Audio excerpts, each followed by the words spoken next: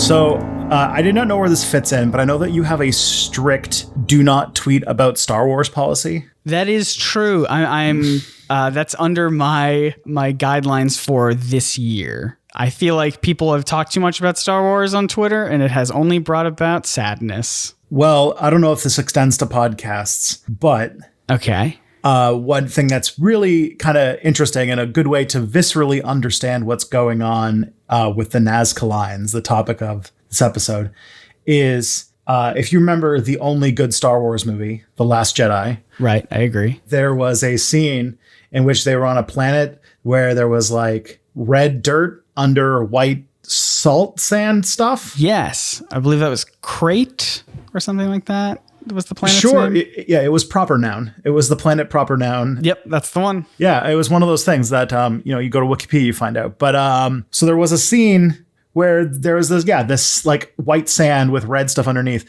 and the Nazca Lines are basically that. So if you want to like imagine how do you make a Nazca Line, you just do Star Wars Episode 8. You just rescue what's this guy's name? Finn. You Rose and you rescue Finn from driving into a laser beam, and that's how the Nazca Lines were formed. Now that's interesting. Now, so that's full episode over. We've discovered it. Yeah, it's interesting that you mentioned Star Wars because that did canonically happen a long, long time ago. That's true, and so it would fit that they are ancient aliens. Everyone in Star Wars is an ancient alien to us. We got it. We nailed it. Got it in one. That's the best part about us as podcasters. Is like many people go hundreds of podcasts before they finish it, and we solved it in three episodes? Well, we've definitely alienated a lot of potential listeners that we might have had by just immediately early episodes saying there's only one good Star Wars movie and it's The Last Jedi. And so everyone's going to be like, well, all right, I'm maybe not going to listen to these guys so much, or maybe they'll definitely listen to us because we're right. It was the Knives Out of podcasts, or the Knives Out of Star Wars. It sure was. Welcome to It's Probably Not Aliens. Welcome to It's Probably Not Aliens. A podcast where we talk about things that people think are aliens, but probably aren't. Probably. We don't know. I don't know. I'm not the expert here. I am just like you, listener. I am someone who is curious and has questions, and I've watched a couple episodes of Ancient Aliens at this point. Yeah, we should dig into that because you messaged me today and you were like, I finally watched a few episodes of the show and oh boy. Yeah. So first and foremost, hi, I'm Scott Nicewander. I am one of the co-hosts of this podcast. And I'm Tristan Johnson, the other co-host of this podcast. We're really good at this. We're so good at intros. So this was my first time watching an episode of Ancient Aliens, and I got mixed up a little bit because I was watching it on a streaming service. I'm not going to say any one of them just because none of them are sponsoring us, but I was watching it on a streaming service. And it started on episode 1, like labeled episode 1. I did not realize there was an episode 0. Yeah. So I don't exactly know the story of this, but it seems like Ancient Aliens started as sort of a History Channel special, back when they actually used to do documentaries. But it was so popular, they were like, well, let's take this 90-minute special we did and turn it into a now, 16-season TV show at this point? Yeah, so I got through about maybe like 3/4 of episode 1, and you were telling me in advance that you wanted to talk about Nazca Lines, and I was, like 75% of the way through this episode 1. I'm like, when are these lines going to come up? When are these going to happen? I want to learn about they've not said anything. And it was only after I fully finished the episode that I scrolled upwards on the little streaming app, and I realized, I should have watched this special first before I jumped into episode 1. So I've seen the special, the episode 0. I've seen episode 1, and I've seen like half of episode 2 just because I was so interested. This show has me hooked from the get-go. But I'm so excited to learn. I have so many questions that we will talk about in future episodes. I think this is a good sign. I'm interested. This is a good show. It could have been worse. I could have hated this show entirely, but I'm very fascinated by it. I got through watching the pilot, the special, and I walked away with like, well, this is like 5 episodes worth of content right here. It's so much. One of the things about debunking and, rigorous skeptical analysis of claims is you'll learn very quickly that it's really easy to say something that is untrue and just sort of state it out there than it is to go into the hour and a bit long explanation via podcast about why the thing that you're insinuating might not be true.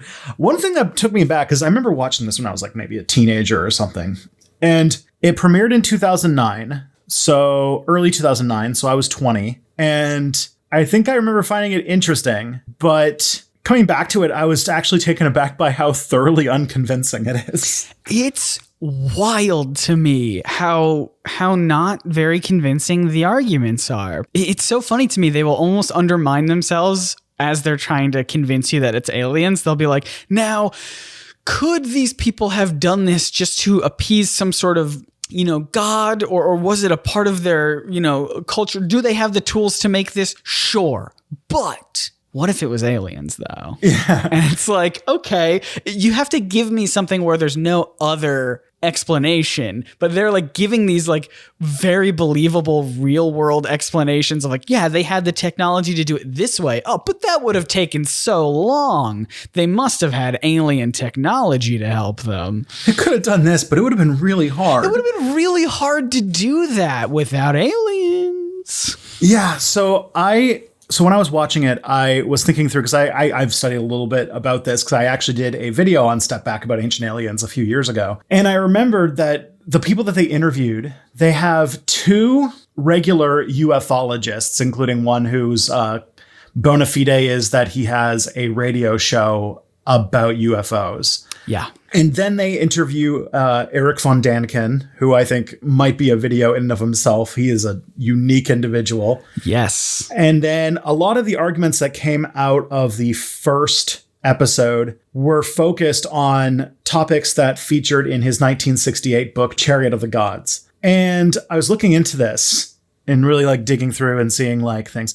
A lot of the reasons why they had to walk back a lot of those arguments is because they've been thoroughly undone. Like Chariot of the Gods has had various accusations of things like plagiarism or taking things from fiction, like from H.P. Lovecraft and stuff like that. Really? Yeah, but also a lot of the times he went to a lot of civilizations that were notably the civilizations that weren't primarily white people, and then saying these primitives could not possibly have done a complex thing. That's what it sounds like. That's the vibe that I definitely got across from watching the very few episodes that I did. Was, like there's a lot of talk about like masonry and stonework. Like, could people back then have done something like this? Well, sure, but they would have had to have been a master of their craft for decades, and it would have taken so long. And it's like, okay, you're not telling me no. You're not telling me that these people could not have done this. You're just saying that you don't believe they could have because it's a skill level beyond what you thought that they could be capable of. Yeah, so they had to hedge their language quite a bit in the special, because they couldn't just be, well, I don't believe this. These people were too primitive to know how to carve lines in the sand, so therefore it must be aliens. Yeah. But the first one, and this is probably one of like the big ancient alien favorites, like ancient astronaut theorists love the Nazca Lines. They're very bold. They're very convincing. They're very cool looking. And if you were to say, hey, look, it's an image that can only be seen from the sky, what could that possibly mean? It must be somebody needed to look at it down from up above. But how would you do that? It's been a mystery for quite some time. Mm-hmm. And aliens is like, a very easy early thing to go to. But first, let's talk a little bit about what this is. What we see, if this was a podcast with slides, but we're not, well, there's your problem, so we can't do that. Paint me a word picture. Yeah. So in the Peruvian desert, there are a bunch of these, what are called geoglyphs in the sand or in the dirt. Huge lines. Some of them seem to splay out from a singular point. Some of them seem to make animal shapes.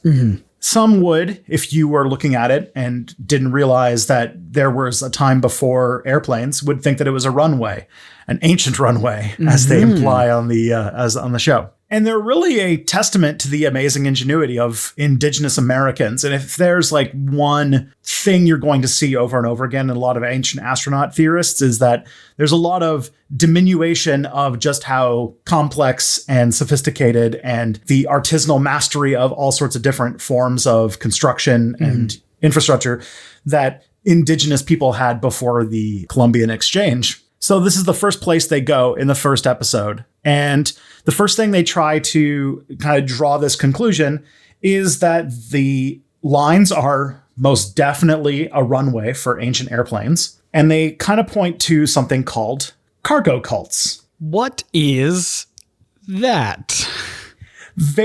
Another very interesting sort of chapter of our history that is really cool.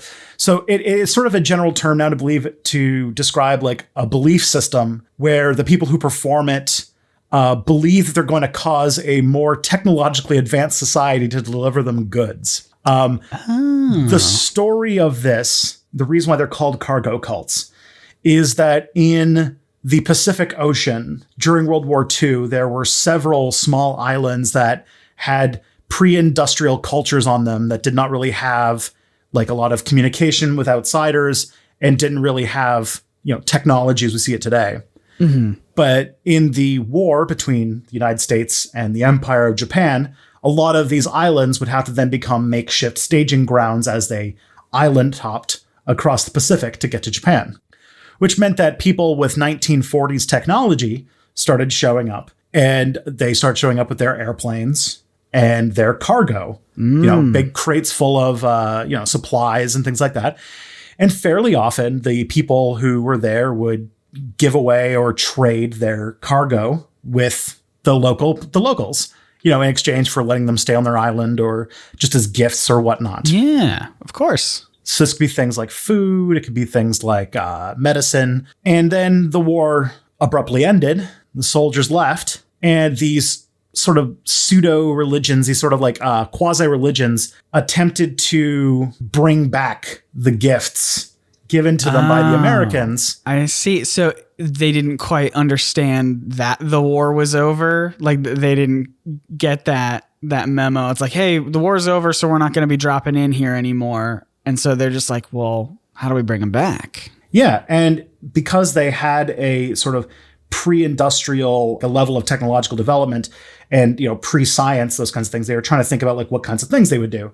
And so cargo cult thinking tends to be when you are mimicking a series of things to try and make something happen, but without actually knowing why those things cause that thing to happen. So what would happen is that they would do things like build makeshift runways on the island. They would make like airplanes out of thatch, things like that, in order to sort of coax the cargo to come back. That's interesting. I think the episode did talk about this a little bit, and I was very curious about it. I was interested to know if that was indeed true, because it sounded very interesting, but I had no idea if it was a real thing that happened. It is a thing that happened. The degree to which it happened and how like profound it is debatable, Sure. But we need to talk to someone who has a lot more expertise on it than I do to kind of really get into it. But there are things like after the soldiers left, they would pick up cultural like folkways, like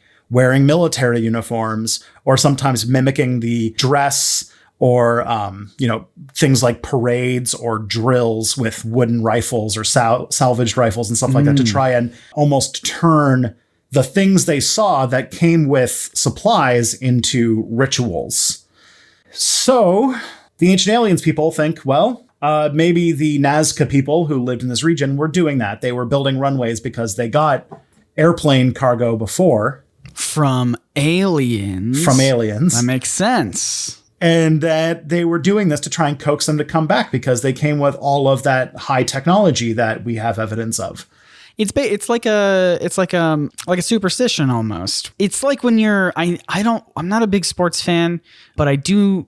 It's my understanding that sports fans will have a lot of like superstitions where there's correlation, but there's not causation sort of a thing where it's like, oh, I was wearing the shirt when my team won, so that means this shirt is a lucky shirt. Mm-hmm. It's very much like that, where it's like, oh, well, if there were people wearing these types of clothes and that's when we got cargo, so if we wear those clothes, will the cargo come back? If we build airplanes and runways, will they come back?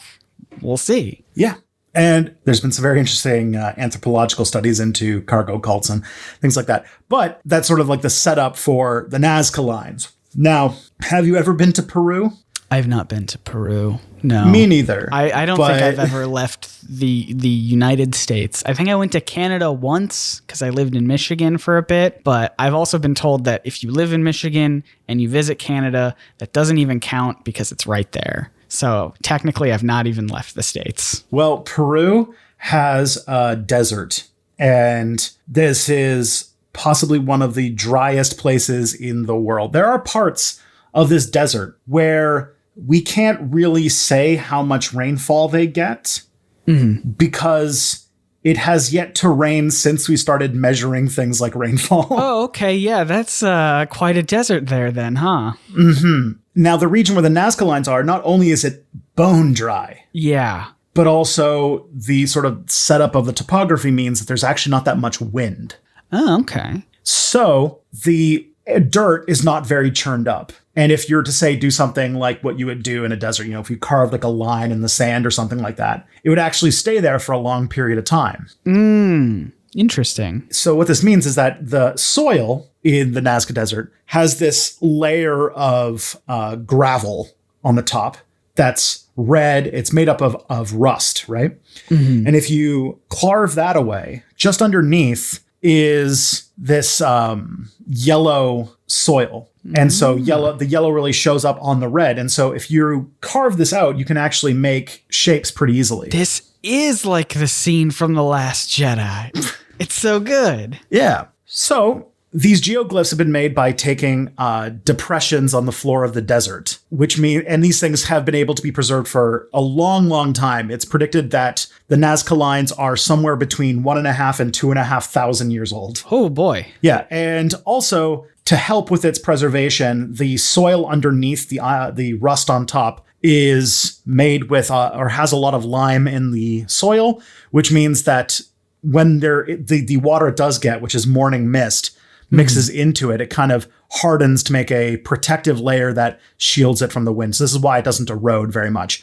And this is only about 400 kilometers from Peru's capital of Lima. So it sounds like there's just like this perfect little spot for this stuff to be preserved for long periods of time. Mm-hmm. It's not even a small spot. It's just very desolate and very like kind of out of the way. The ancient Nazca people made it, and we don't actually, it's so old that we're not even 100% sure who the people were who made it. A lot of our studies of the spaces or of the lines have actually raised a lot of questions about like, oh, who are the people who even made this? And like, we've only kind of been able to infer things from studying other cultures that live in kind of neighboring areas. But it was rediscovered partially in 1586 by a Spanish conquistador. And then in the 20th century, when airplanes started showing up in Peru. And they were like, what are all these animal drawings from the sky? What's that about? Yeah, that's the thing. It's like you fly over and you're like, wait, because I come from the ground, these don't look like anything, but you go up top and you see these huge straight lines in this presumably empty desert and these drawings of animals. And ever since that, we've been discovering more and more. And there have been more studies recently with the use of drones that have resulted in a huge amount of Nazca Lines being discovered. 2020, there was a big drone archaeology program in Peru that led to a huge amount of brand new ones coming in. That's amazing that we're still finding these. So before those Peruvian pilots flew around and saw these aerial photos or this aerial imagery, did we just not even know what they looked like? Like, did we not know that they were animal shaped or anything like that? I'm not sure. A lot, like I said, the people, there's sort of a discontinuity between the people who made them and the people of today.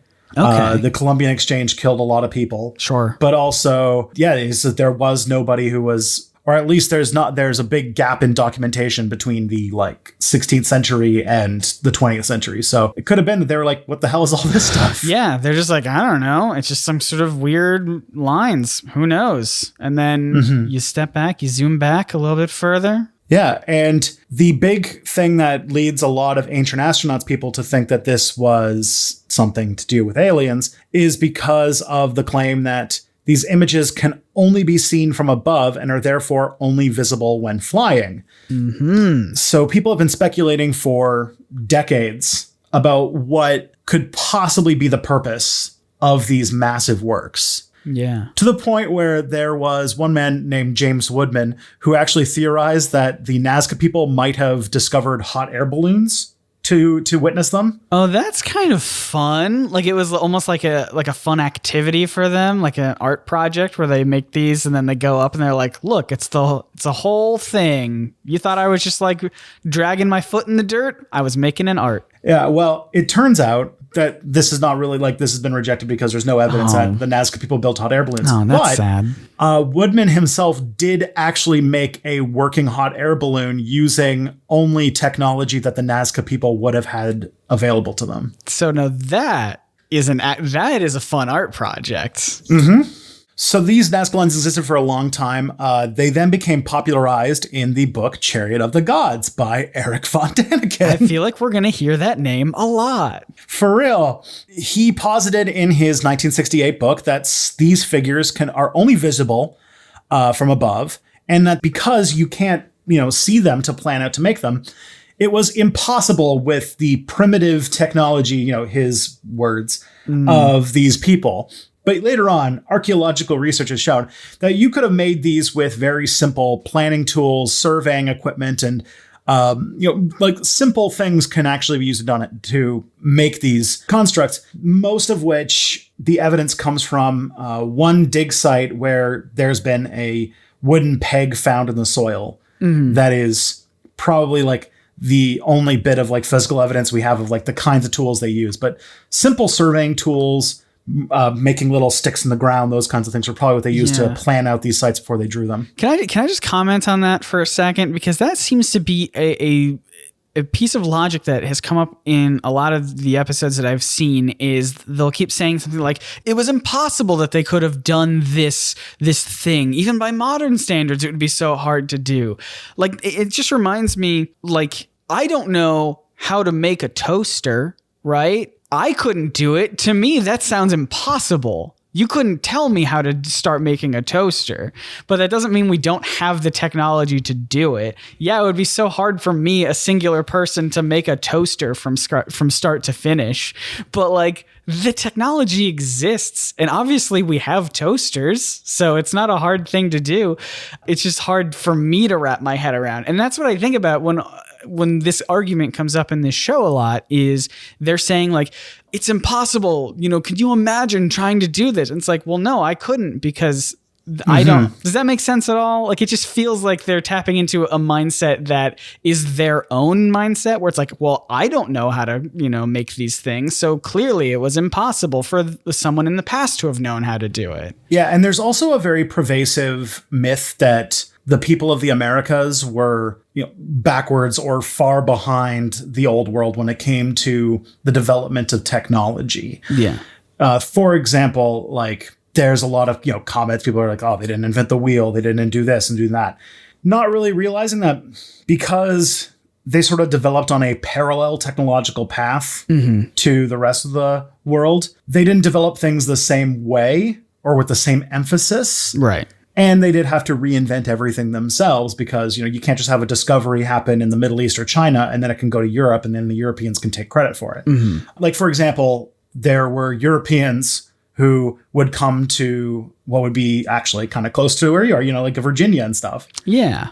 And they would land on the beach and they would talk to the local indigenous people and they would observe the kinds of things they were doing. First of all, they would notice that the people were a lot taller because they ate vegetables, which was a thing that Europeans didn't do as much of. But other things like they would say, well, these people aren't really using the land they live on. They just sort of hunt and gather. But then when you look into what they were actually doing, they actually were practicing agriculture. It was just a different form of agriculture that had developed completely independently. So instead of having the rows of monocrops, they were doing things like focusing really heavily on patches of plants that could mutually reinforce each other so that they were very low maintenance. So while they might look like they're just, foraging in the forest, this is like a patch of forest that they have, put intentional thought into what things grow there, knowing that what is going to grow there is going to be useful, and doing things like growing these plots called like three sister plots, which have 3 different types of plants growing in ways that mutually reinforce each other so that they can grow with very little maintenance. That's fascinating. I love that. Or when the Spanish arrived in the Aztec capital of Tenochtitlan, it was a city that had a population about the size of Paris at the time. It was one of the largest cities in the world at the time of Cortez's arrival, and had things like aqueducts, artificial island. It was built on an island in this lake, and they had built artificial to expand the land. Oh, that's so cool. They had canal system. The city was sort of like Venice, and it was notably much cleaner than a lot of European cities. And so it just shows that the gap between the technological advancements is not as big as people think it was. And it only might have been a technological gap because it was just, they were just so different from each other. They just developed in completely different contexts. That's exactly, and that's, you've hit on what exactly I was trying to get at, which is it's not so much that ancient civilizations were so,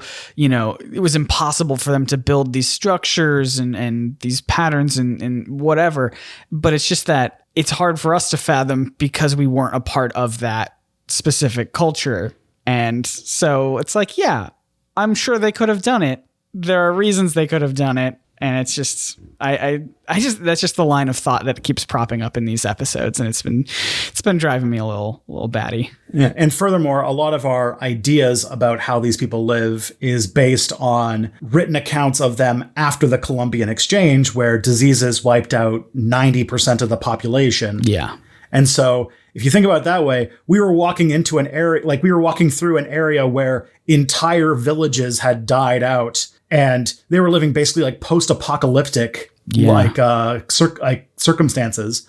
And then we were just walked in and being like, man, look at all this space they're not using, not knowing that an entire village was destroyed and then plants grew over it, and so they couldn't even tell. To the point where there's an interesting theory that the amount of lands that the indigenous people lived on that they had cleared out to build their villages and towns and cities, their big cities, one in the Mississippian Society and stuff, although that one was long gone by the Columbian Exchange. But the amount of people who died and the amount of land that was no longer being maintained was so vast that the plants started to reforest the areas and started to kind of reclaim all this land they lived in. And this created such a huge uptick in the growth of plants that it sucked a ton of carbon dioxide out of the atmosphere. And they think it might be linked to, around the same time, this huge dip in the temperature of the planet, which is nicknamed the Little Ice Age. Huh. That's fascinating. Well, what a tangent we've just engaged in. That's very, very fun. If you want to learn a little bit more about this, there is a book called 1491 that I really highly recommend. It's really good. Yeah, that's on my list now. This is very fun. All right, back to Nazca Lines. This is why people are here. So, there's a couple things to say about the idea that these could not possibly be used or not possibly be non-alien in origin because you can only see them from above. Right. Which belies a couple things, which is one, you can draw something that you can only see from above without having to see it from above using a ancient art called planning. True, very true. But there's also the fact that this region has it's in the plateaus of the big mountain ranges. Mm-hmm. So it has hills. So you would be able to get a vantage point on it. Many of the ones that are the more elaborate drawings of things are ones that you can kind of see if you're standing on a hill. Seems like a pretty pretty big hole in this whole alien logic thing, if you can actually see it from the ground. Yeah, basing it off of a very thoroughly debunked book from the late 1960s was a bit of a stretch. Yeah. But if it wasn't aliens, which, we're starting to think maybe this wasn't an extraterrestrial thing. There might have been other reasons. I was hopeful there for a second, but you got me with all this, with all your arguments. Maybe it isn't aliens. But there is still a really big question mark, and a question mark that has not yet been solved today with archaeologists. And that is, if these weren't aliens, then what is the purpose of these things? And a lot of archaeologists have tried to theorize different uses for these. Well, lay it on me. What are some of these uses? I think someone in the show talked about maybe people walked these lines as to get in tune with some sort of spiritualness, like maybe the spirit of the animal that they're walking on. I thought that was kind of an interesting idea. Yeah, there is some precedent to that it might have been a path that you walked as sort of a form of spiritual, like some sort of ritual or some sort of religious ritual. The other idea is that they were drawn to be seen from above because they were trying to get the attention of gods and deities. Yeah, I had an someone in the show, and I promise for future episodes I'll write down the names of the people who say these things, because I know I just keep being like, someone said this. But I wrote this down. It was a very interesting quote. I'm paraphrasing here, but the guy was like, did they make these images just to make something for the gods? Like to make art for the gods?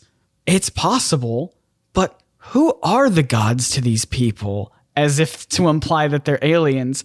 And my response would be, couldn't you just say that about everything? Couldn't you just say, they were making this to appease a god, but what if the god was an alien? You could always just say the phrase, what if the god was an alien, to everything, and then suddenly you have every culture throughout, ancient history is aliens. And of course, a lot of things that would make you think, oh, this has to be aliens. If the Nazca Lines were made up of like people with big heads and almond eyes and, giving the Vulcan salute and stuff, like maybe I'd have a little bit more to go on there, but it's like pictures of animals and birds and, typical like iconography that would show up in religious rituals. So here's my theory then. They were building them for aliens. They were carving out these pictures of animals for aliens because the aliens came to Earth and they wanted to see they were like, oh, I hear you guys got some cool animals, but oh, look at us aliens. We're way too big. We're big, giant aliens. We're towering aliens. We can't get down close enough to see these animals. And the people were like, hey, I got you. We'll show you what these animals look like. We'll carve them out for you. You're like, and some of them are like, yeah, it's like, this is a bird. And I'm like, okay. If you insist. It's my rendition of a bird. There's a bit of artistic license. Yeah. Exactly. And the other ones that are lines that are not drawings could be a bunch of things. And there's a bunch of different theories. Some that they were like lines that led you up to a place to worship, that they were like sort of like roads to the worship place. Some studies of like the topography and the geology of the region suggest that, when they made these several thousand years ago, that these lines were connected to places where aquifers would have been. And if you think about it, if you live in a place this dry, you'd probably have some pretty deep spiritual reverence for things like aquifers. Yeah, it might be a little important. Yeah. And there's some evidence that possibly the lines were part of either a ritual to sort of magically induce irrigation or literal irrigation. That's interesting. And so, many of these lines might have had just utilitarian features born out of the need to harness and manage fresh water in a desert. It does seem like it is a crucial thing for life to continue there, is to have some water. And some less well-accepted theories also think that it might have been like, they might have been lines demarking people's territory and stuff like that. I think they might have been like, sort of like in old places you see just like the line of rocks that's like, this is that guy's field, this is my field. Like as a kid, I always thought that the states did have lines between them that carved them out like that. And I imagine they don't. I'm still unsure as a near almost 30-year-old man. I'm sure they don't. But that's kind of what I'm picturing in my head is like if we actually took time to draw out lines in the sand of like, this is where Nebraska ends, this line. I mean, at one point a surveyor probably did it. And then there's also, they had to know where to put the sign when you drove by it on the highway. Yeah, that's a fun thing. We do this thing where we just reach forward as far as we can in the car so that you can be the first person to cross into a new state. It's a fun time. That's a new game for all of you listeners. The other fun one is to kind of odd on that like idea is when Canada and the United States decided after the War of 1812 that they were going to like actually draw their border. They were going to take a line and say, all right, this line that goes from here to here, that's above this is Canada, below it is America. And we had to actually survey that so we could actually figure out what it was. And so literally like 19th century, they just sent guys with, I imagine, just big hats and bigger mustaches out into some of the most like remote, empty like parts, like this is like like northern North Dakota, southern Saskatchewan, like this kind of area where even the indigenous people who live there live like very nomadic lifestyles. There's like very sparsely populated. And lots of like woods. And they just took them out with like real big ropes and just said like, all right, we'll stand this far apart and we'll mark these 2 points and then we'll say that's this and that's this. And so if you really look very closely at the Canadian-American border, it's sort of a zigzag because they couldn't possibly draw a straight line that long with like, some guys with surveying equipment in the 19th century. So they could have done it if they had been visited by aliens. Who made these zigzag lines in the ground? Scholars remain divided. Yeah. So back to the Nazca Lines. The most recent thoughts come to the fact that the different regions of the places where the Nazca Lines are show that they might have had different purposes in different areas. Like the lines are not where the animals are, and there are some other ones that are a little bit more geometric in looks and stuff like that. Right. So it could be that some were, ceremonial, some were, drawings, some were irrigation, and they just existed for different things in different places. There's one that has lines that point to locations where the sun would have risen on the equinoxes and the solstices. So it could have been like a pilgrimage point where people would go there for the festivals of many cultures have festivals that honor the spring equinox or the summer solstice or whatever. And this would be the place they'd go to celebrate that. So it could have been like a kind of pilgrimage site. That's interesting. So, but you're saying that it's very possible that all these different lines could in fact be different because they're just different things. And then us with our modern lens, we're like, they're all the same thing and they mean something. Yeah. And it's difficult to find some of these answers, especially when they come from civilizations that have since disappeared for one reason or another. Another example that comes up in the special is talking about the Mexican site of Teotihuacan. Yeah. A place that I've actually been. I have stood on top of that pyramid. Oh, awesome. And Teotihuacan is another place that was built by the Teotihuacanos, who were a Nahuatl-speaking civilization that died out, and then it was rediscovered later by Nahuatl-speaking people who did not know its origins, and so they said, "Oh, this must have been built by the gods or whatever." But we've since done archaeology and found lots of skeletons and remnants of their day-to-day lives and stuff. Plus, I actually don't know if they let you climb the pyramids anymore. It's sort of like I think they have sort of a complicated relationship with it because they know when people visit, they want to climb it, but also climbing it causes damage to the pyramids. And so, I get you. You want to preserve it as much as you can. Yeah. Like I've been in the Yucatan a few times, and depending upon where you go, different pyramids, depending upon how long they've been discovered for, they will either let you go to the top or not. So you need to time it up to get one of those fresh pyramids. Yeah, like I don't think like some of the older sites in the Yucatan, like if you were to go to Chichen Itza, which is sort of like the big Mayan ruin there that a lot of people would recognize immediately, I don't think you can go up those anymore. But I remember I climbed to the top of Koba, which is sort of a smaller ruin there.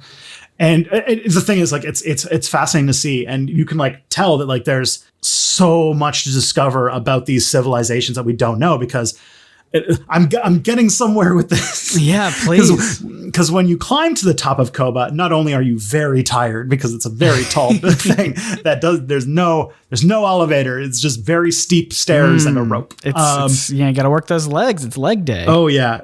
But when you get to the top, you look out into the jungle essentially, and you can see just like to the horizon everywhere, overgrown forest, and you can see this very flat region, just bumps of overgrown plants. And all of those are Maya ruins that have yet to be clawed out of the jungle, because the archaeology, like serious archaeology of like the region, has only been going since maybe like the 1970s. Wow. And so there's just like tons of stuff that is yet. And so like, look at these Nazca Lines. They existed and for like over 1,000 years at a minimum before they were rediscovered. That's amazing. There's a lot of secrets out there that we're still trying to find. Yeah. Another example, although we're getting a little bit more on a tangent, but I think it's fine. Another example is we don't know where the tomb of Genghis Khan is. Because there's just so much empty land in Central Asia that we just can't find where it is. And there was even a citizen science project where you just look at different like satellite pictures of just big empty fields. And if you see anything that looks like a tomb, you could point it out so that people could go check it out. Well, see, this is why we need, have they heard of Lara Croft? Yeah, She's we need more familiar with tombs. I was about to say we need more Tomb Raiders, and it's like, no, we don't. We need Tomb Respecters. We don't. Honestly, Lara Croft, you're on my bad list right now. Stop raiding tombs. I don't care how many fun puzzles there are inside of there. It's not worth it. You need at least like 10 different seasons of, writing for grant proposals and like spending like 7 to 8 months just properly excavating like a single like 12-inch by 12-inch square of land. But there's sort of a more modern thing. So these Nazca Lines, very well preserved, and could have been like one of the amazing relics of human civilization and ingenuity, to the point where it's a UNESCO World Heritage Site now. Oh, that's awesome. Which is a sort of short list of sites that the UN has determined as like special and important parts of the human global heritage, which gives it some forms of protection. Well, that's good. And I'm sure with that protection, these lines are going to last forever and are not under any sort of threat in any capacity, and we're fine and we don't have to worry about them, right? Yeah, about that. Oh, no. The Nazca Lines have been preserved for thousands of years, but modern world is starting to come for them, and possibly them being discovered was one of the worst things to happen to them. But people are starting to move closer and closer to the Nazca Lines, as humanity starts building more and more houses and moving into more and more places that were less and less developed in the past. Because of climate change and because of things like deforestation, the region is starting to now get the occasional mudslide. Now, none of these have damaged the lines yet. But now there's reasonable worries in like kind of other similar places to be worried that that mudslides and like those kinds of things caused by soil erosion will probably be a threat to them in the future. And there's humans. Humans are messing with the site. It's now always too. Humans, isn't it? Yeah. In 2012, a place where the Nazca Lines were occupied by squatters. And when they were there, they damaged a Nazca cemetery. Oh, that's no good. Don't do that. In 2013, because the region has been opened up for quarrying, so there has been like mining operations and stuff like that showing up in the region. A quarrying machine accidentally damaged part of the Nazca Lines in 2013. Come on. That's irresponsible. We didn't find this out until several years later, but in 2012 and 2013, the Dakar Rally went through this region. The Dakar Rally is like a really long car race. Oh, come on. Are you kidding me?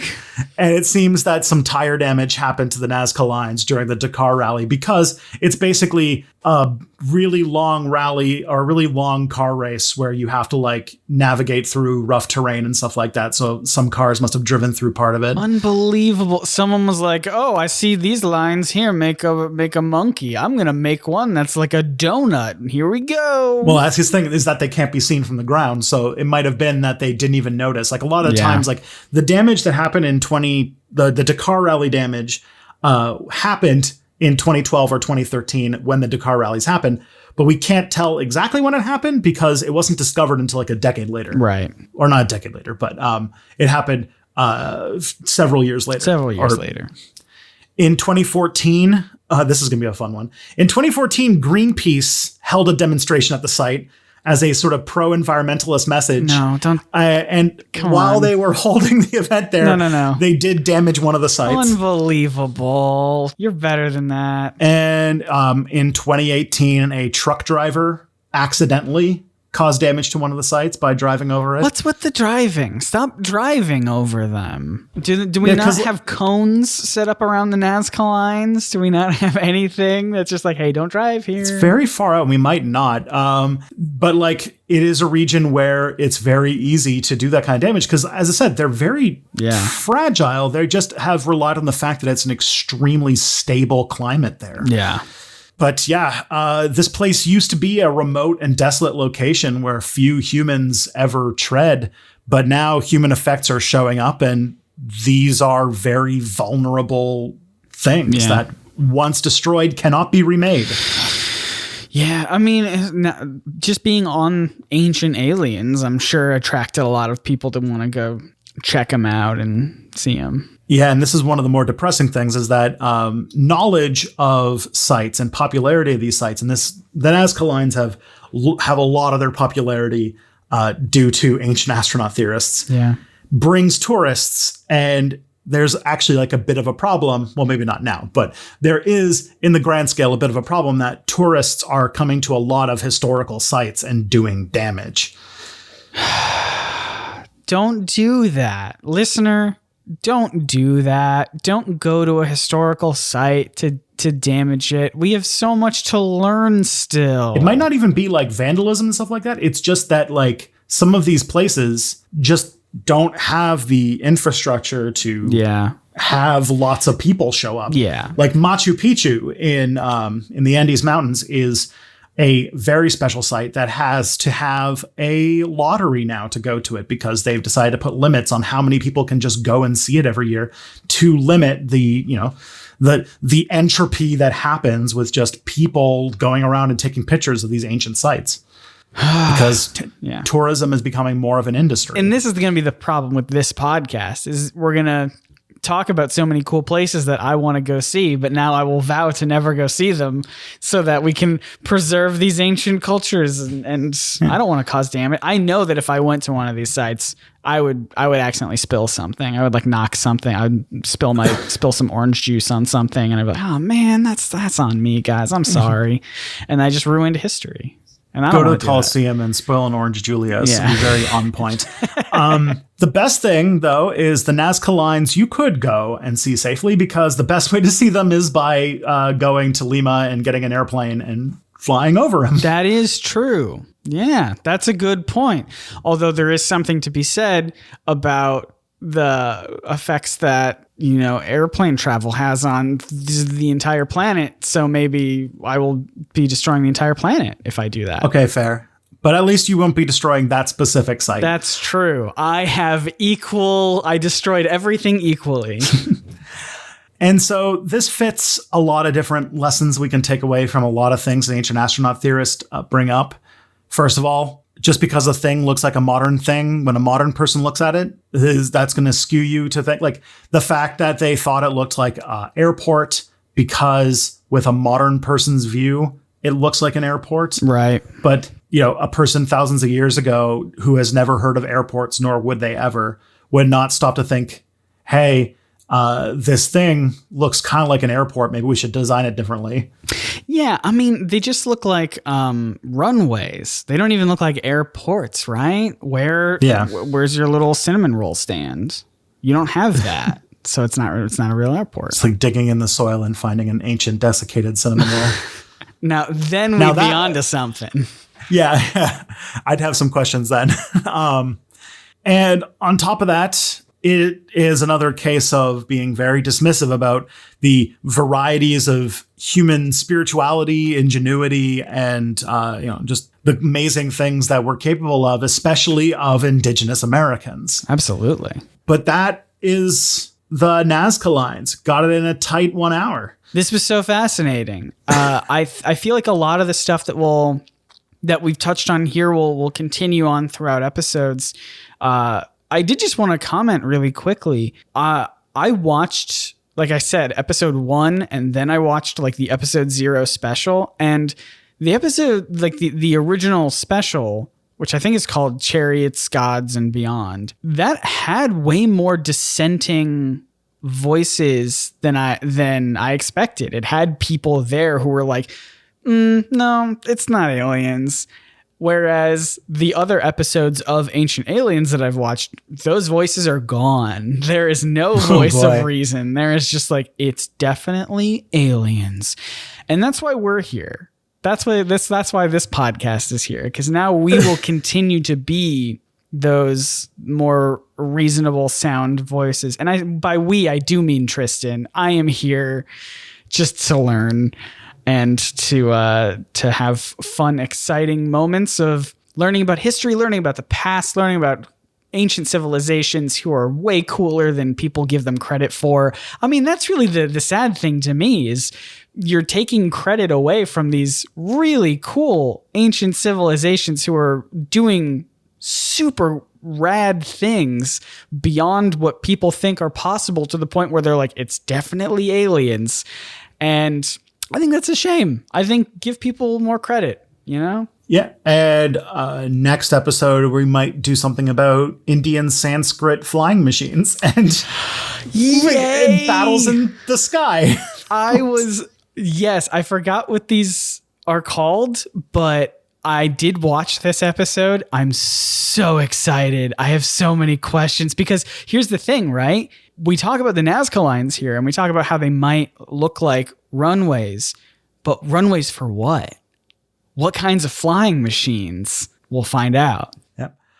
In the meantime, though, you can subscribe to this podcast on any podcatcher you like, right? Probably. I imagine so. Yeah, iTunes, hopefully Spotify, Google, any place. We're trying to put it up on all of those locations for you. If you're listening to this episode, you've definitely already found it on one of them. So thank you in advance for subscribing or following or whatever the verbiage is on whatever platform you are using. If you want to give us a review, we would super appreciate that. We're a brand new podcast and reviews help us out tremendously. I won't do this for you, Tristan, unless I can edit this out, but I've always had the hope of being the most 4-star podcast. Everyone asks for 5 stars, but in my head, I'm like, what if we were the most 4-star? What if no 5 stars, just 4 stars? If you want those 5 stars, we can do that, and I can edit all this out. But I always thought that was just a funny thing. Let's do it. You want to do it? You want to commit to being the most 4-star podcast? SEO is for chumps. I don't even think it does anything. We're going to just, you and I are just going to talk about this podcast on all of our other social platforms anyway. And we're going to get to the top of the charts on Reddit. Does Reddit have charts? I don't know, but we're going to do all of those things. I don't care if iTunes doesn't bump us up because we have only 4-star reviews or whatever. I don't think iTunes is doing anything anyway. You know what I mean? Tim Cook just listening, just being like, oh, really, fool? You can keep up with the show at It's Probs Not Aliens on Twitter. Yes. And you can find our work on YouTube on Nerdsync and Step Back History. Yes, we both have YouTube channels that have nothing to do, well, mine has nothing to do with this kind of stuff, but yours does. Yours is very historical and fact-driven and very fun and very educational. Step Back History. And my YouTube channel called Nerdsync is just me talking about nerdy stuff. So it's not anything near this, but hopefully you'll find both channels very entertaining. Yep. All right. We'll see you at the next one. Yes. I wish we had a Live sign long off. and prosper. Yeah, I wish we had a sign off. We'll come up with a sign off later. But yeah, just thanks for listening, everyone, I guess.